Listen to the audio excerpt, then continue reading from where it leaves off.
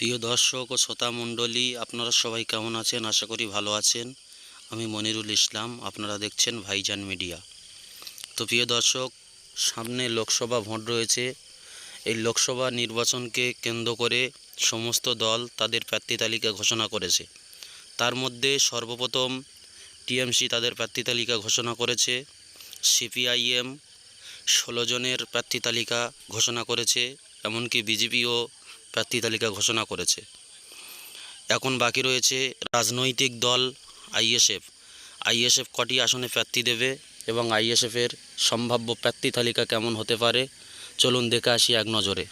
তো প্রিয় দর্শক, ভিডিওটি শুরু করার আগে আরেকটি বিষয় আপনাদেরকে জানাই। ভিডিওটি সম্পূর্ণ সম্ভাব্য হতে পারে, পুরোপুরি শিওর নয়।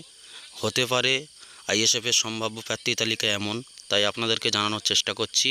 কেউ উল্টোপাল্টা কমেন্ট করবেন না। তো প্রিয় দর্শক, প্রথম নাম্বার লোকসভা হচ্ছে বারাসাত লোকসভায় সম্ভাব্য প্রার্থী হতে পারেন কুতুবুদ্দিন ফাতেহি। পরবর্তী লোকসভা বসিরহাট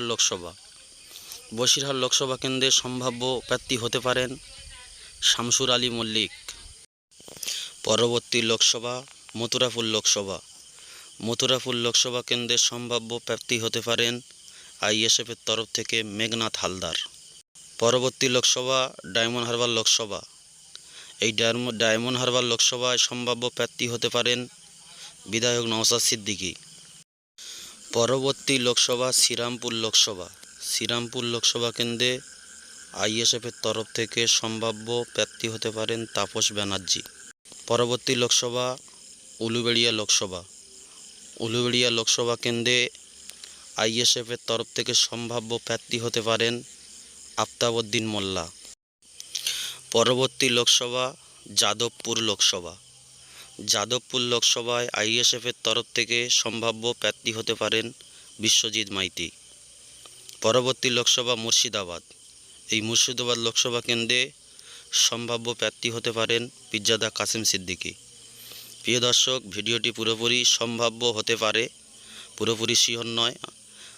কেউ উল্টোপাল্টা কমেন্ট করবেন না। সম্ভাব্য কেমন হতে পারে সেটা জানানো চেষ্টা করছি আপনাদেরকে।